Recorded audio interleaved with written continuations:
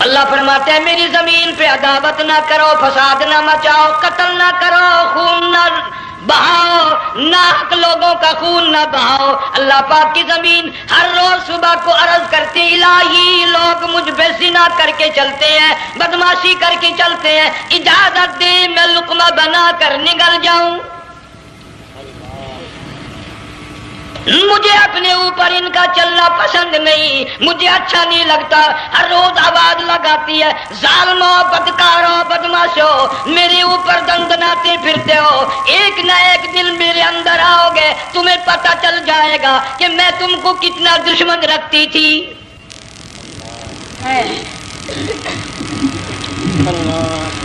آج لوگ آزاد ہو گئے، جو کسی کی سمجھ میں آتا ہے وہی بکتا ہے، جو سمجھ میں آتا ہے وہی کرتا ہے، نہ کوئی راہ متعین رہی، نہ کوئی مسلک رہا، نہ کوئی بات رہی۔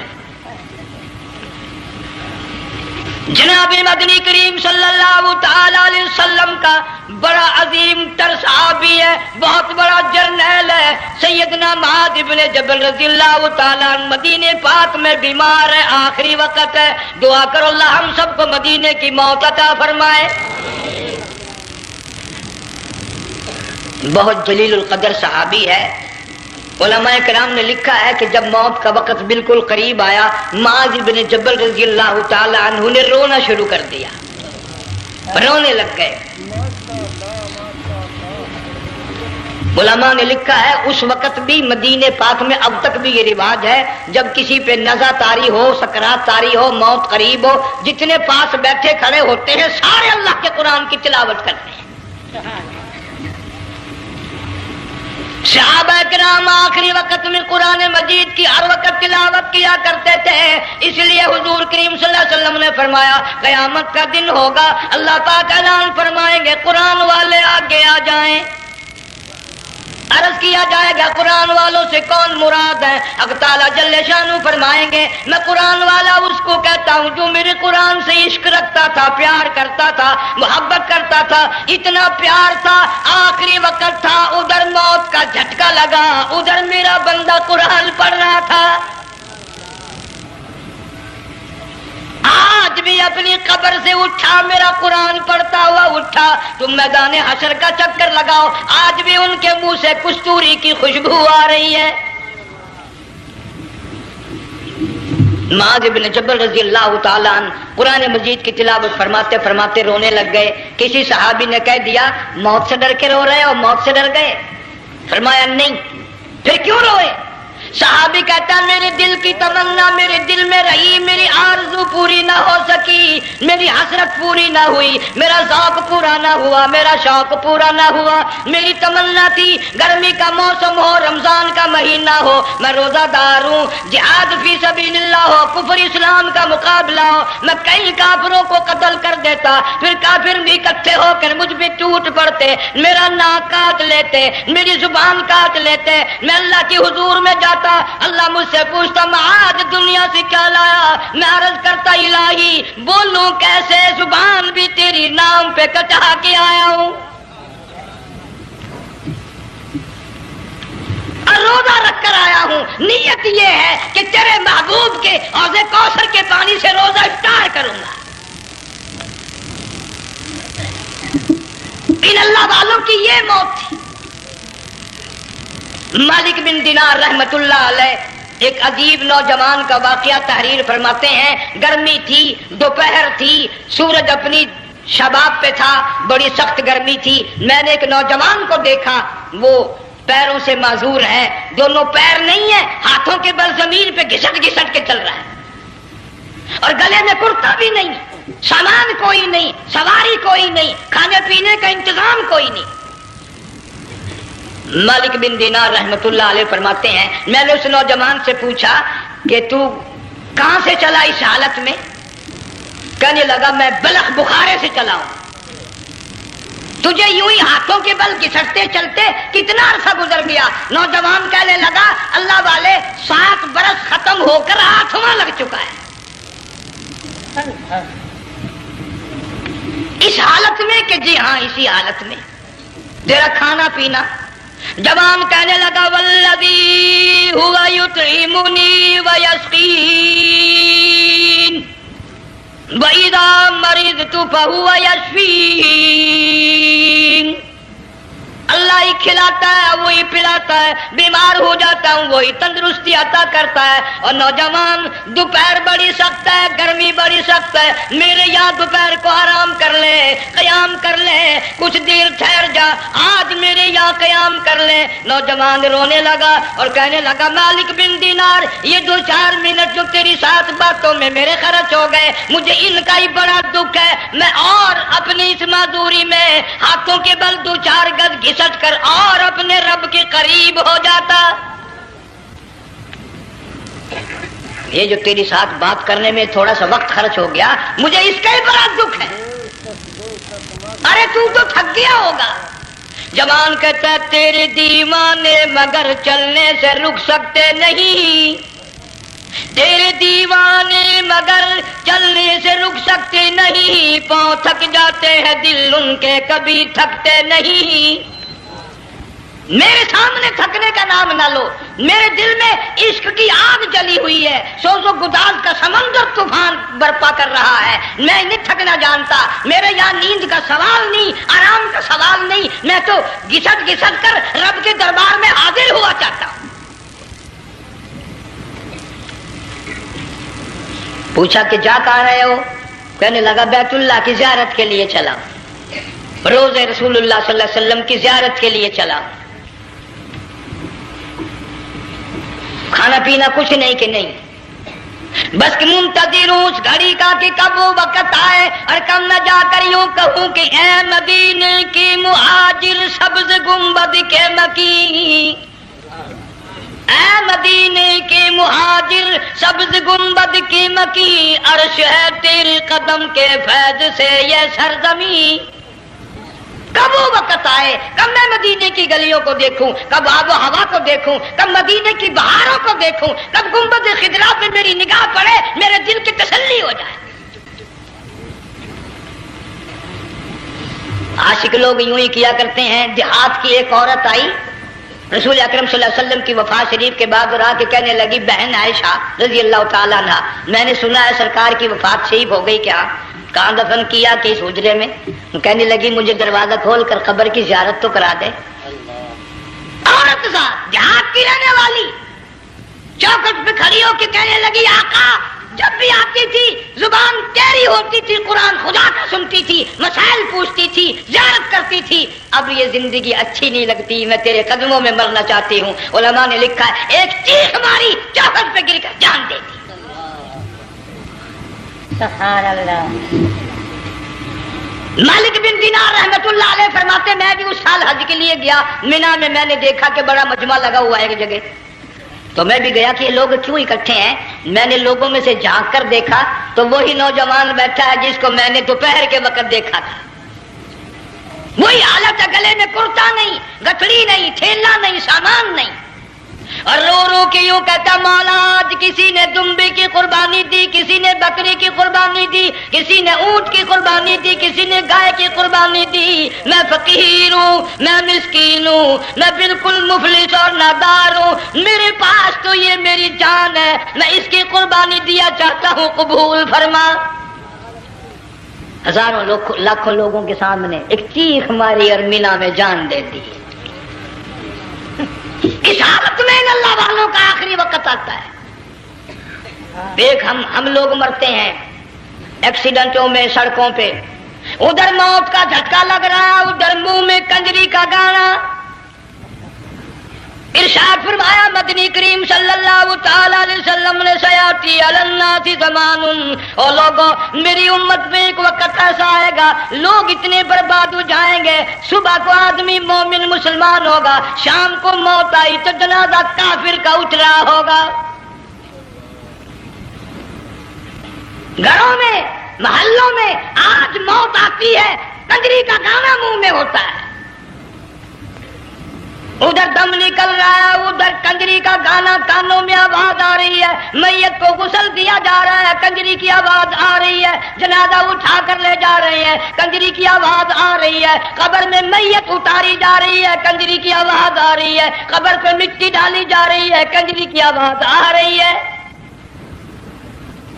اس محال میں، اس معاشرے میں ہم کس طرح ایمان اور یقین اور ایمان ساتھ لے کر مریں گے؟ ہزاروں نہیں، لاکھوں کو مرتے وقت کلمہ نصیب نہیں. قسم دے کر پوچھو، ماں مر رہی ہے کلمہ منہ سے نہ نکلا، باپ مر گیا منہ سے کلمہ نہیں نکلا، بیگم صاحبہ چل بسی منہ سے کلمہ نہیں نکلا. ہزاروں چلے گئے اور اپنے جانے کا پھر بھی یقین نہ آیا. تم نے کبھی سوچا تک نہیں، خیال تک نہیں کیا. ارشاد فرمایا مدنی کریم صلی اللہ تعالی علیہ وسلم نے لوگوں ابو ہریرہ رضی اللہ تعالیٰ عنہ سے پوچھا تو کیوں رویا؟ عرض کرنے لگا میرے آقا اتنی کمزوری کبھی نہ دیکھی، اتنی ضعیفی کبھی نہ دیکھی، اتنی ناتوانی کبھی نہیں دیکھی. چہرہ انور بالکل کمزور ہو گیا. آپ نے ٹھنڈا سانس لے کر فرمایا ابو ہریرہ تجھے معلوم نہیں موت بالکل قریب آ گئی، بالکل قریب آ گئی موت.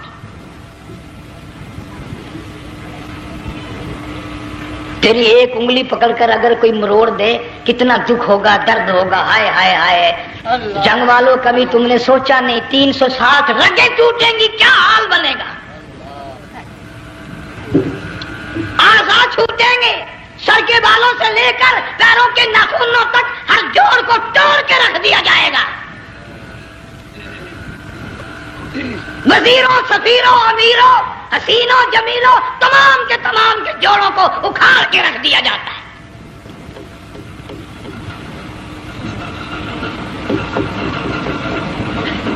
پروگرام تک نہیں مرد عورتوں کا کہ یہ دنیا کسی کی نہ بنی، قبر میں آخر جانا ہی جانا ہے. علماء کرام نے لکھا ہے کہ حضرت عیسیٰ علیہ السلام کے پاس لوگ آئے اور کہنے لگے نئی نئی قبروں سے مردے زندہ کر کے دکھاتے ہو، آؤ ہم ایک پرانی قبر پہ لے کے چلتے ہیں، مردہ زندہ کر کے دکھاؤ. عیسیٰ علیہ السلام تشریف لے گئے. فرمایا کم باذن اللہ. ایک نوجوان زندہ ہو کر قبر سے نکل کر سامنے آ کر کھڑا ہو گیا. عیسیٰ علیہ السلام نے پوچھا تو کون ہے؟ وہ کہنے لگا میرا نام سام ہے، میں حضرت نوح علیہ السلام کا بیٹا ہوں. تو پیغمبر کا دماغ تو پیغمبر کا ہوتا ہے نا. فرمایا تجھے تو بڑا عرصہ قبر میں گزر گیا، کتنے ہزار سال قبر میں گزر گئے؟ کہ جی ہاں. عیسیٰ علیہ السلام نے فرمایا یار ملاقات تو اللہ نے کرائی دی، قبر کا کچھ حال تو بتا کیا بنتی ہے، قبر کا کچھ ماحول بتا، قبر کی خبر بتا. علماء کرام نے لکھا وہ نوجوان رونے لگا اور کہنے لگا عیسیٰ علیہ السلام تو قبر کی خبر پوچھتا ہے، قبر کا حال پوچھتا ہے، قبر کا ماحول پوچھتا ہے، قبر کا معاملہ مجھ سے پوچھتے ہو، آپ مجھ سے پہلے یہ کیوں نہیں پوچھتے کہ موت کا جھٹکا کتنا شدید ہے؟ نوجوان رو کے کہنے لگا عیسیٰ علیہ السلام کتنے ہزار سال میری موت کو گزر گئے پر مالک کائنات کی قسم آج تک میرا منہ کڑوا ہے.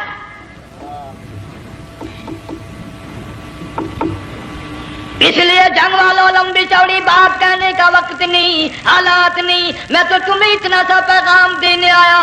کھانے پینے کا زمانہ ہے، میں جانتا ہوں تم کیلے کھاتے ہو، تمہیں کیلے کا ذائقہ معلوم ہے، امرود کا ذائقہ تم کو معلوم ہے، انار کا ذائقہ تمہیں معلوم ہے، انگور کا ذائقہ معلوم ہے، انناس کا ذائقہ معلوم ہے، آم کا ذائقہ معلوم ہے، ہزاروں پھلوں کے ذائقے تمہیں معلوم ہے، ہزاروں مٹھائیوں کے ذائقے تمہیں معلوم ہے، ہزاروں بیکری کی چیزوں کے ذائقے تمہیں معلوم ہے، ہزاروں شربتوں کے ذائقے معلوم ہے. پر تم نے جنگ والوں کبھی بھی قبرستان میں جا کر قبر والوں سے یہ نہیں پوچھا او قبر والوں ذرا بتاؤ تو صحیح موت کا ذائقہ کیسا ہے؟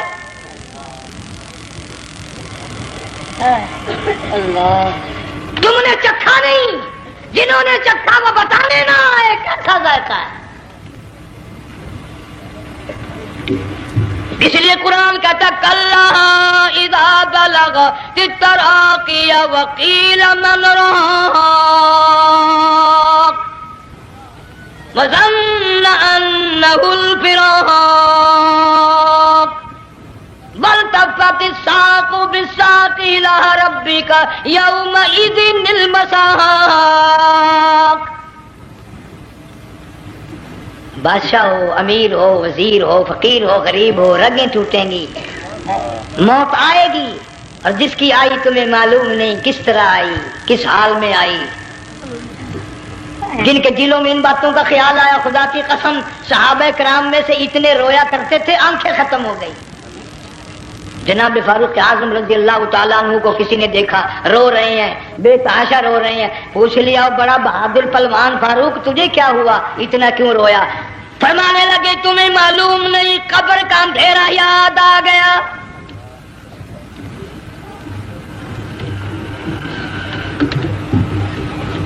1,29,000 صحابہ کرام اس آخرت کے لیے قربانیاں دیتے آئے، اولاد کی قربانی دی، مال کی قربانی دی، جان کی قربانی دی، جو کرنا پڑا وہ کر گزرے، لیکن محمد عربی صلی اللہ علیہ وسلم کا دامن نہ چھوڑا۔ اسی لیے ہر سال اللہ پاک جل شانہ نے اس امت کو یہ موقع دیا کہ سنت خلیل پہ عمل کرتے کرتے قربانیوں کی یاد تازہ ہو جائے، قربانیوں کی یاد تازہ ہو جائے۔ قرآن کریم میں جا بجا ابراہیم علیہ السلام کا اللہ پاک نے ذکر خیر فرمایا، یوں فرمایا ہم نے ان کے بڑے امتحان کیے، بڑی آزمائش کی، وہ ساروں میں کامیاب ہوئے۔ تم ہر وقت اللہ سے یہ دعا کیا کرو اللہ ہمیں امتحان میں نہ ڈالے، آزمائش میں نہ ڈالے، ہم امتحان کے قابل نہیں۔ یہ ہمارے جو امتحان ہوتے ہیں ان میں نقل ماری جاتی ہے، تو اللہ امتحان لے گا تو نقل کیسے ماریں گے، کیسے کام چلے گا؟ جناب ابراہیم علیہ السلام کو اللہ پاک نے ہزاروں امتحان میں مبتلا کیا، ہزاروں آزمائشیں کی، فَأَتَمَّهُنْ سب میں کامیاب گیا، سب میں پاس نکلا۔ ایک آزمائش ایسی بھی آئی اللہ کی توحید کی وجہ سے، شرک کو مٹانے کی وجہ سے ابراہیم علیہ السلام کا سارا مصر فلسطین دشمن بن گیا، حضرت سارہ کو ساتھ لے کر چل دیے، ایک بیوی ساتھ ہے اکیلا دم میں۔ یہاں تو لوگ محلوں میں شہروں میں کہتے ہیں جی میں اکیلا ہی ہوں، میں کیا کروں؟ اگر خلیل کہتا کہ میں اکیلا ہوں تو آج قرآن میں اس کا ذکر خیر کیسے ہوتا؟ پرواہ نہ کی، وہ کہتا میرے لیے میرا اللہ کافی ہے۔ کون کہتا ہے میں اکیلا ہوں، میری ساتھ تو اللہ ہے۔ مصر سے گزرنے لگے، بادشاہ کے ملازموں نے بادشاہ کو جا کے بتایا بڑی خوبصورت عورت گزر رہی ہے تیرے حلقے سے، بہت بڑی خوبصورت عورت ہے۔ کہ ملازم پکڑ کے لے کے چلے تو عورت ساتھ حضرت سارہ رونے لگ گئی، خلیل میرا کیا بنے گا؟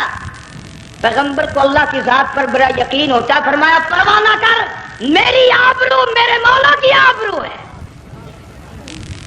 چلے جا چلی جا، میری عزت کی حفاظت میرا اللہ کرے گا۔ فرمایا واللہ خیر حافظا وہو ارحم الراحمین،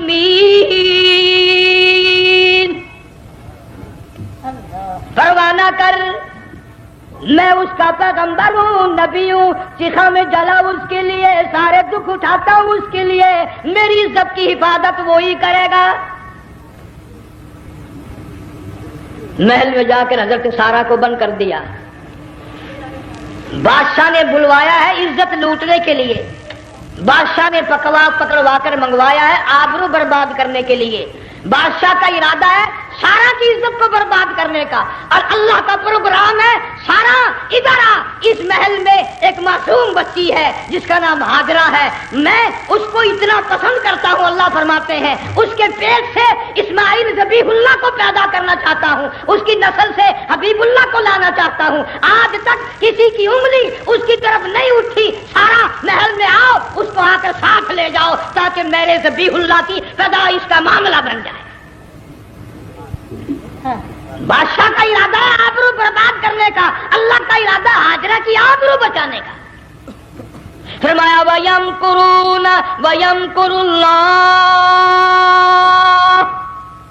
وَاللَّهُ خَيْرُ الْمَاكِرِينَ۔ اس نے بھی تدبیر بنائی، میں خدا نے بھی تدبیر بنائی۔ بادشاہ آیا حضرت سارہ کے قریب برائی کا ارادہ کر کے، مفسرین نے لکھا ہے حضرت سارہ نے فرمایا مجھے 2 رکعت نماز پڑھنے دے۔ یہاں سے پتہ چلا کوئی پاک دامن عورت کوئی نیک بیٹی اگر گنڈوں میں بدماشوں میں پھنس جائے، عزت بچانے کا طریقہ یہ ہے وضو کر کے اللہ کے سامنے نیت تو باندھ، تیری عزت کے لیے وہ فرشتے بھیجے گا۔ علماء کرام نے لکھا ہے کہ ایک جہاز سمندر میں چل رہا ہے، طوفان آیا، جہاز تختہ تختہ ہو گیا، کچھ لوگ غرق ہو گئے، ڈوب گئے، کچھ تختوں پہ بہ کر کے چلنے لگے۔ ایک عورت گود میں بچہ ہے، ایک حبشی نوجوان دوسرے تختے پہ بیٹھا ہوا جاتا ہے۔ اس نے عورت اکیلی دیکھ کر اپنا تختہ چھوڑ دیا اور بدماشی کے ارادے سے عورت کے تختے پہ آ بیٹھا۔ تم جنگ والے سوچ رہے ہوگے کہ ڈوبتے وقت بھی باز نہ آئے، یہ سیلاب آتے ہیں لوگ بدماشیوں سے باز آئے؟ ڈوب گئے مگر باز نہ آئے، بغیرتی لوگ کرتے ہی رہے۔ علماء کرام نے لکھا حبشی نوجوان نے عورت کا بچہ چھینا، سمندر میں پھینک دیا۔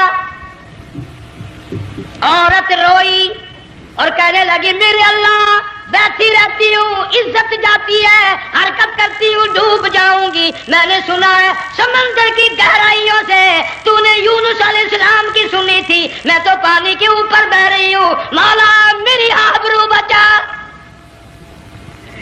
میرا ایمان بچا، میری عزت بچا، تیرے سوا میری سننے والا کوئی نہیں، لا الہ الا انت سبحانک انی کنت من الظالمین۔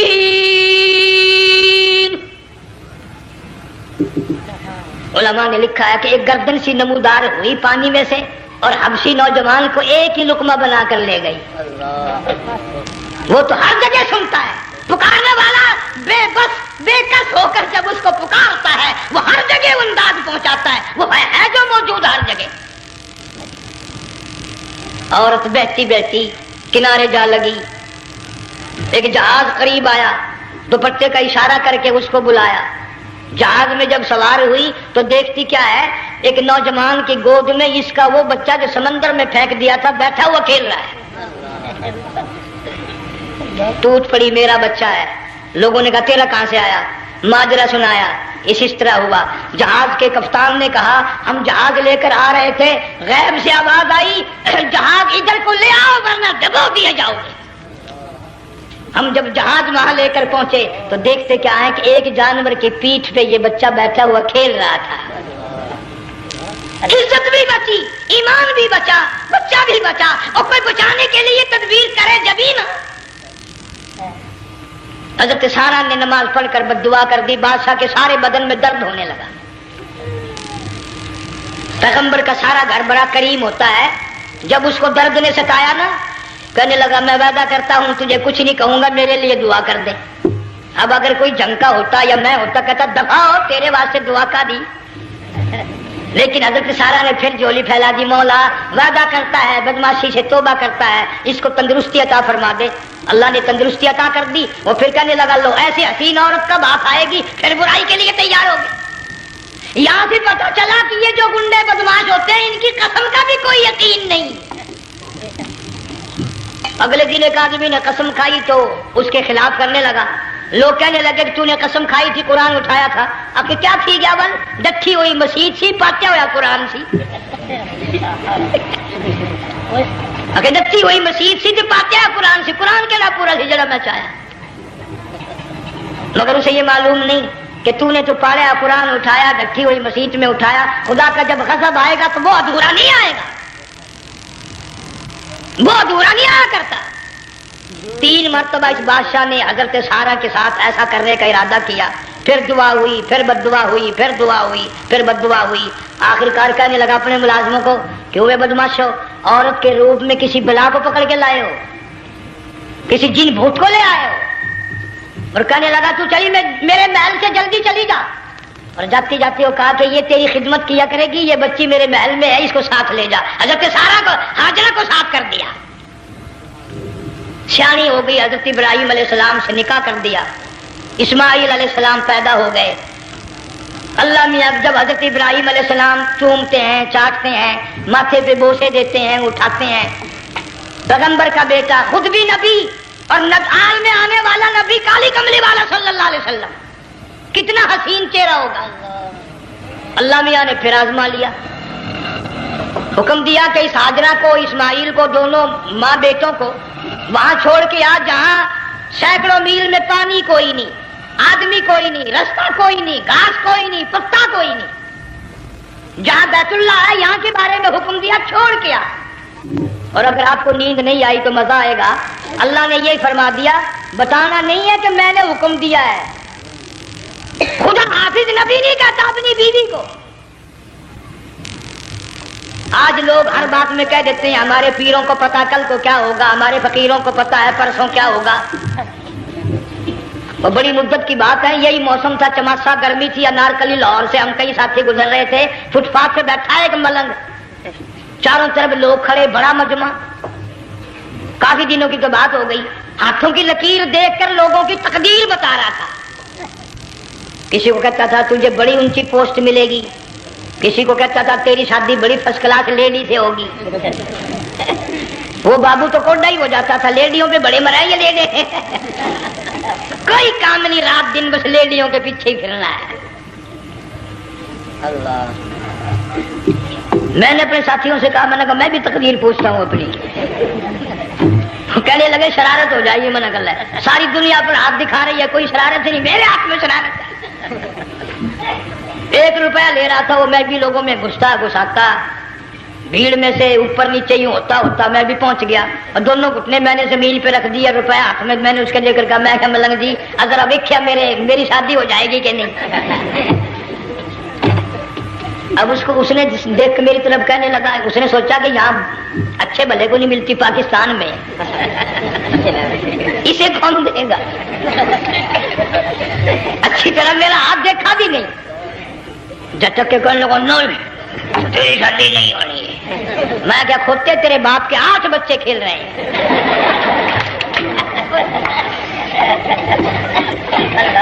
یوں ہی عقیدے بگڑ جاتے ہیں لوگ. ہمارے پیر کو پتا، فقیر کو پتا، کسی کو پتا نہیں ہے، کوئی نہیں جانتا. فرمایا وما تدری نفس ماذا تکسب غدا، کوئی نہیں جانتا کل کیا ہو جائے گا. وما تدری نفس بأي أرض تموت، کوئی نہیں جانتا زمین کے کس ٹکڑے پہ موت آئے گی. ان اللہ علیم خبیر، ایک اللہ کی ذات جانتی ہے. حضرت ہاجرہ اسماعیل علیہ السلام کو چھوڑ کر چل دیے، نہ خدا حافظ کہا، نہ کوئی تسلی دی. تھوڑی سی کھجوریں، تھوڑا سا پانی، ختم ہو گیا. ابراہیم علیہ السلام جب دور نکل گئے تو حضرت ہاجرہ نے دیکھا یہ تو چلے گئے. کھڑی ہو کر آواز دی، اے میرے ابراہیم. مڑ کر نہیں دیکھتے. جنگ والوں، اللہ کا پیغمبر اللہ کی اجازت کے بغیر اپنی بیوی کی طرف نہیں دیکھتا، گھر والی کی طرف نظر اٹھا کر نہیں دیکھتا. ایک تم ہو، چٹی داڑھی، بڑھیپا، کالے برقعے والی نظر آ جائے نا، آگے بھاگ کر بڑے نہیں آتے ہیں. کہاں جانا چاہتی ہیں آپ؟ تیری ماں لگتی ہے، آپ چلی جائے تو یہ کیا ہوا؟ یہ کالے برقعے پہ مرتے مرتے مرتے مرتے مری گئے. ایسا عجیب تماشا. تو لاہور پلیٹ فارم پر پھر رہی تھی نا ایک لیڈی برقع اوڑے، آ گیا ایک لیڈا، کہنے لگا سیب والا پلاؤ، نگل لے آئے، نکبا ہوا، کام بن گیا. اس نے منپ لے آیا. تھوڑی دیر کے بعد کہنے لگا میرے خیال میں پھینٹا بھی ہو جائے. نگل لے آئے، نگا سبحان اللہ، پکا کام ہو گیا. اس نے منپ بھی پی لی، پھینٹا بھی ڈکار گئی. تھوڑی سی دیر کے بعد کہنے لگا سیب لے آؤ. وہ لے ہی آیا سیب. کیا آپ کے لیے میں سیب لایا ہوں، آپ کھائیں؟ کہنے لگی نہیں آپ کھائیں. اس نے سوچا اوہ میری بھی محبت ہو گئی ہے، سیب کھانے کے لیے مجھے بھی کہہ رہی ہے.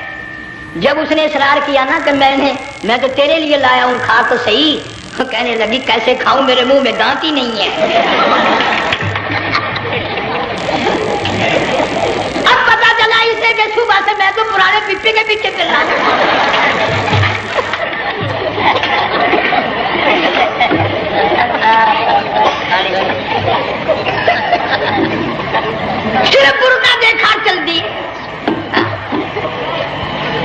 یہاں پیغمبر اپنی گھر والی کی طرف نہیں دیکھتا.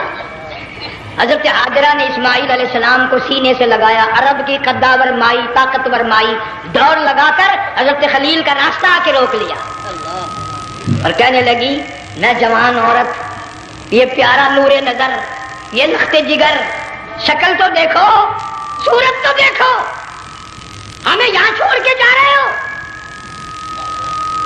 اللہ کا پیغمبر بولتا نہیں. پتہ چلا پیغمبر اللہ کی اجازت کے بغیر سانس نہیں لیتا، آنکھ کا اشارہ نہیں کرتا. حضرت حاجرہ رونے لگ گئی، میرے خلیل، میری ابراہیم، میرا قصور بتاؤ، میرا جرم بتاؤ، میری خطا بتاؤ، میرا گناہ بتاؤ، معافی چاہوں گی، معذرت کروں گی. اس بچے کا کیا گناہ ہے اس میدان میں چھوڑ کے چلے ہو؟ بولتے نہیں ہیں، اللہ کی طرف سے بولنے کی اجازت نہیں ہے. حضرت حاجرہ نے خود ہی قیاس لگایا، سوچتی ہیں پیغمبر تو کسی پہ ظلم نہیں کرتا. وہ کہنے لگی خلیل کہیں اس رب کا حکم تو نہیں، کہیں اس اللہ کا یوں حکم تو نہیں. جنگ کے لوگوں اگر خلیل ہاں کہہ دیتا تو کیا حرج تھا؟ ہاں نہیں کہتا، اجازت نہیں، تاکہ حاجرہ کے یقین ایمان کا امتحان مکمل ہو. مفسرین نے لکھا ہے کہ حضرت ابراہیم علیہ السلام نے سر کا یوں اشارہ کیا، بس ذرا سا ہاں. پھر عورت کا ایمان دیکھ، یقین دیکھ، یہی نہ بیٹھی، دوڑ کے وہاں گئی ہے جہاں پہلے بٹھا کر آئے تھے اور کہنے لگی ابراہیم جاؤ، میں جانوں میرا رب جانے، پرواہ نہیں. راتیں آتی ہیں چلی جاتی ہیں، دن آتے ہیں گزر جاتے ہیں. تھوڑی سی کھجوریں تھی وہ ختم ہو گئی، پانی ختم ہو گیا، بھوک اور پیاس نے بے چین کر دیا. اسماعیل علیہ السلام کی اتنی لمبی زبان باہر نکلا. دو پتھر کھڑے کر کے اوپر ایک پتھر رکھ کر چھاؤں بنائی، اس کے نیچے لٹا دیا اور پھر چکر لگایا. کبھی صفا پہاڑی پہ چڑھتی ہے، کبھی مروہ پہاڑی پہ چڑھتی ہے، کبھی اترتی ہے اور ڈھلوان میں سے بھاگ کر چلتی ہے جب اپنا بچہ نظر نہیں آتا. سارے کہہ دو اللہ بڑا بے نیاز ہے، اللہ بڑا، زور سے کہو اللہ بڑا. کسی کے 500 سال کے سجدے رد، کسی کی ہزاروں سخاوت صدقات رد، کسی کی چال منظور، کسی کی رفتار منظور، کسی کی ٹور منظور. اور یوں فرمایا حاجرہ میری رحمت کی تلاش میں آج جو تو نے دوڑ لگائی ہے، یہ تیری چال ڈال رفتار ٹور ہمیں اتنی پسند آ گئی، اتنی پسند آ گئی کہ آج کے بعد خلیل اللہ کیوں نہ ہو، ذبیح اللہ کیوں نہ ہو، کلیم اللہ کیوں نہ ہو، روح اللہ کیوں نہ ہو، حبیب اللہ کیوں نہ ہو، صحابہ کرام کیوں نہ ہو، قطب ابدال غوث کیوں نہ ہو. میری حاجرہ مجھے اپنی کبریائی کی قسم جب تک وہ تیری چال چل کے نہ دکھائے گی حاجی کا لانے کا حقدار نہیں ہو سکتا. تیری رفتار اسے چلنی پڑے گی. فرمایا ان الصفا والمروہ من شعائر اللہ فمن حج البیت او اعتمر فلا جناح علیہ ان یطوف بہما ومن تطوع خیرا فإن اللہ شاکر علیم. 7ویں چکر میں آواز سی آئی، اب رو پڑی حضرت حاجرہ، کہنے لگی میرا بچہ اگر چل بسا میں پھر کیا کروں گی. سن لی میں نے آواز. آپ کی کیا دیکھتی ہے، اسماعیل علیہ السلام کی نرم و نازک ایڑیاں جس زمین پہ رگڑی گئی تھی وہاں سے چشمہ جاری کر دیا. حضرت حاجرہ نے پی لیا، بھوک بھی ختم ہو گئی، پیاس بھی ختم ہو گئی، بچے کو بھی پلایا. اللہ تعالیٰ نے خانہ کعبہ کی بنیاد ڈال دی، ایسے گھر کی بنیاد ڈالی. حضور صلی اللہ علیہ وسلم فرماتے ہیں 500 سال کی عبادت ایک طرف اور بیت اللہ پہ ایک نگاہ یوں ڈالنا ایک طرف. 500 سال کی عبادت کا وہ ثواب نہیں جو ایک نظر خانہ کعبہ پہ ڈالنے کا ثواب ہے. اور اللہ پاک یوں فرماتے ہیں کہ جو آنے والا حجر اسود کو بوسہ دیتا ہے، اللہ پاک یوں فرماتے ہیں میں سمجھتا ہوں میرا سجا ہاتھ پکڑ کر میرے بندے نے چوم لیا. جو غلاف کعبہ کو پکڑ کر مانگتا ہے، اللہ فرماتے ہیں میں یہ سمجھتا ہوں میرا دامن پکڑ کے مانگ لیا. جو مقام ملتزم پہ لپٹ کے مانگتا ہے، اللہ فرماتے ہیں میں سمجھتا ہوں میری چوکھٹ پہ پڑھ کے مانگ لیا. اور فرمایا لوگوں یہ جو آنے والے آئے ہیں یہ رشتہ داروں کے مہمان نہیں، عزیزوں کے مہمان نہیں، دوستوں کے مہمان نہیں، میں خدا میزبان ہوں، یہ میرے مہمان ہیں. آج ان کی دعاؤں پہ آمین کہو. فرشتوں کو حکم ہوتا ہے ان سے مسافے کرو. مگر اللہ تعالیٰ سب کو توفیق دے کہ حج مکمل کر کے آئیں اور سب کا حج قبول فرمائے. میرے علاقے میں کئی سالوں کی بات ہے پرانی، جب کوئی حاجی تھا، ایک آدمی حج کر کے آیا. میں دوپہر کو اس کو ملنے گیا تو زور کی نماز کا وقت آیا، میں اٹھ کے چلا گیا نماز پڑھنے. پھر عصر کی نماز کا وقت آیا، میں اٹھا اور نماز پڑھ کے آ گیا. میں نے اس حاجی کے لڑکے سے پوچھا، میں نے کہا حاجی صاحب نے نماز یہیں پڑھی؟ تو کہنے لگا جی ابھی شروع نہیں کی، سفر کے تھکے ہوئے ہیں نا، 2-4 دن کے بعد شروع کریں گے. شکر ہے پہلے لوگ جھوٹ نہیں بولنا کرتے تھے. ہاں آج کل کا ہوتا ہے نا تو وہ کہہ دیتا ہے جی یہ تو کئی وقت کی کچھی پڑھ کر بیٹھے ہیں. تو پھر مولوی تھا نا، میں بیٹھ گیا حاجی کے پاس. باتوں میں اس کو لے آیا یہیں. میں نے کہا حاجی صاحب نماز نہیں پڑھی؟ کہنے لگا آپ ہی لوگوں سے سنا ہے کہ بیت اللہ میں جو ایک نماز پڑھے 1,00,000 کا ثواب ملتا ہے، مسجد نبی میں جو ایک نماز پڑھے 50,000 کا ثواب ملتا ہے. 4 مہینے پڑھ کے آیا، وہ حساب لگا لو.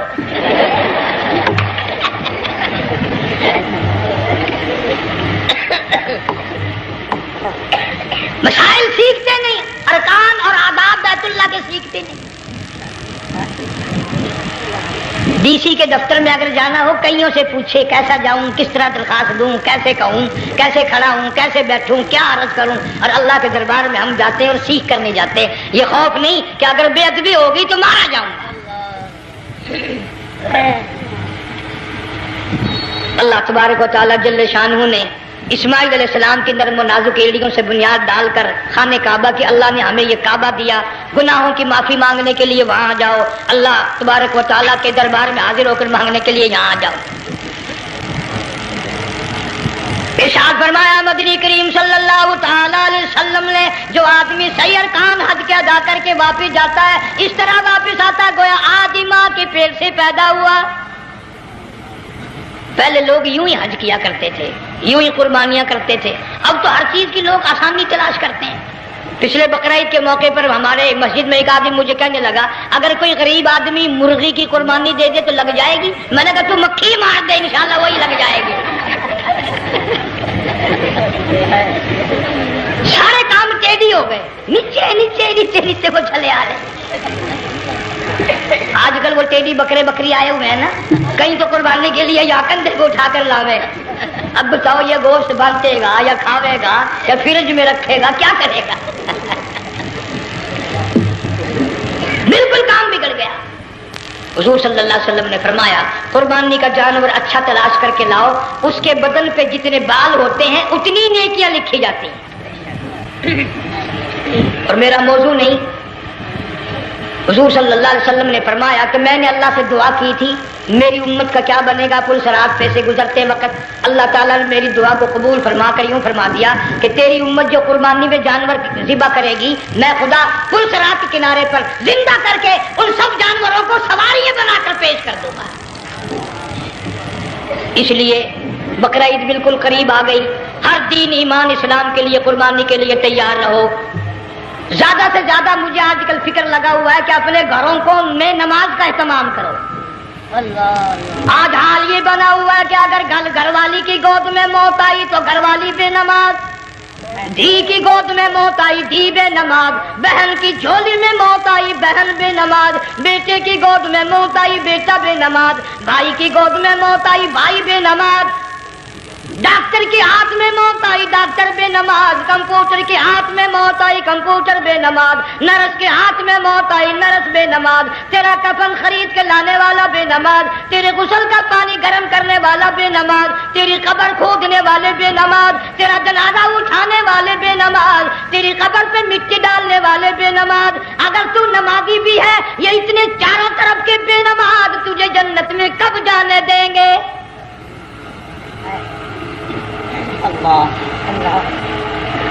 اس بچی کا فکر کیوں نہیں کرتا؟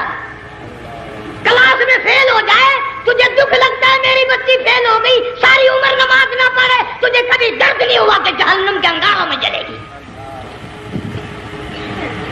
بیوی ایک دن تیرا کہنا نہ مانے آگ لگ جاتی ہے، ساری عمر نماز نہ پڑھے بے ایمان تجھے کبھی آگ نہیں لگی. اس گھر سے تیرا جنازہ نکلے گا، اس گھر سے تیری میت اٹھے گی جس گھر میں تو نے سارے بے نماز پیدا کر رکھے ہیں، سارے بے نماز اکٹھے کر رکھے ہیں، کس طرح ایمان کلمہ ساتھ لے کر جائے گا؟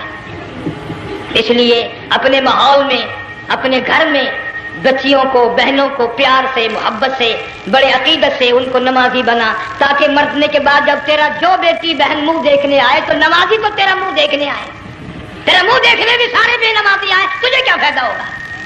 اللہ سبحانہ و تعالی ہم سب کو ہمارے گھر کے ماحول کو نمازی بنائے۔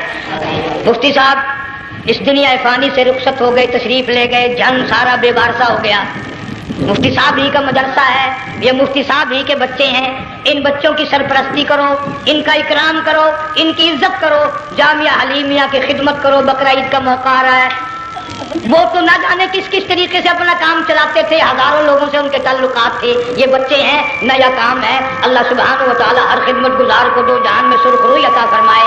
بڑی اچھی اچھی کیسٹیں آپ کو یہاں سامنے سے ملیں گی اپنے گھر کا ماحول بنانے کے لیے۔ پیغمبر کی دعا سے پہلے نہ اٹھا کرو بھائی، ہائے ہائے، کوئی دنیا کا دین کا جس کو کوئی اللہ سے حاجت ہو بیٹھ جائے ایک منٹ کے لیے، درود شریف پڑھ کے دعا مانگو، اللہم صلی وسلم وبارک علی سیدنا و مولانا محمد وعلی آل سیدنا و مولانا محمد وبارک وسلم۔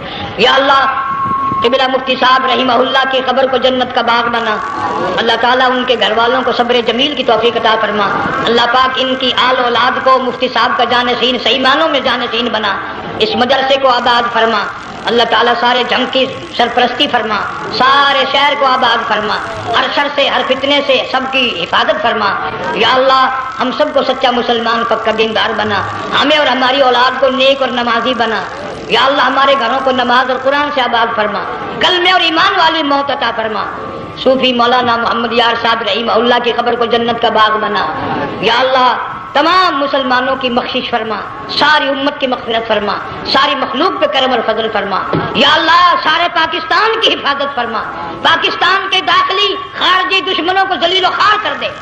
یا اللہ ہم سب کو یقین ایمان اپنے اندر پیدا کرنے کی توفیق عطا فرما، ظالم کے ظلم سے بچا، شریر کی شرارت سے بچا، مولا حاسدوں کے حسد سے بچا، فتنہ پردازوں سے ہم سب کی حفاظت فرما، بے اولاد کو اولاد عطا فرما، جن کے پاس بچیاں ہیں اللہ تعالیٰ نرینہ اولاد عطا فرما۔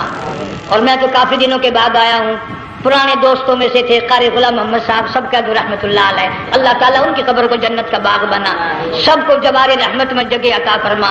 ہمارے بڑے بزرگ قبلہ درخواستی صاحب مدذلو یا اور جتنے بھی بیمار ہیں اللہ پاک صحت کاملہ عطا فرما۔ مجھے بھی پیر غلام حبیب صاحب اللہ تعالیٰ ان کو بھی صحت کاملہ عطا فرما، اور میں گناہ گار بھی اب تو سارا سال گزر گیا، اکثر بیماری رہتا ہوں، اللہ تعالیٰ صحت کاملہ عطا فرما، موت آئے تو کلمے اور ایمان والی موت عطا فرما۔ یا اللہ دو جہان کی سعادت عطا فرما، دو جہان کی ذلت اور رسوائی سے ہم سب کی حفاظت فرما، سب کے کاروبار میں روزی رزق میں خیر و برکت عطا فرما، جس کے ذمہ قرضہ ہو ادا کرنے کی صورتیں پیدا فرما، ہر پریشان حال کی پریشانی کو دور فرما، مشکلوں کو آسان فرما، تلخیوں کو راحتوں سے تبدیل فرما۔ یا اللہ مفتی صاحب کے بچوں کو صحیح معنوں میں مفتی صاحب کا جانشین بنا، جامعہ حلیمیہ کو قیامت تک کے لیے قرآن سنت کا مرکز بنا۔ ربنا تقبل منا انک انت السمیع۔ افغانستان کے مجاہدین کو ہمیشہ ہمیشہ کے لیے کامیاب فرما، جتنے لاکھوں طالب علم اللہ والے شہید ہو گئے سب کے درجوں کو بلند فرما، افغانستان کے سارے مجاہدین کو اللہ تعالیٰ کامیاب فرما۔ روسی، امریکی، یہودی، مرزائی، عیسائی یہ جتنے منصوبے بنا کر مسلمانوں کو تباہ کر رہے ہیں یا اللہ ان سب منصوبوں کو برباد کر دے، ان کے تمام منصوبوں کو خاتمے ملا دے۔ صلی اللہ علیہ حبیبہ محمد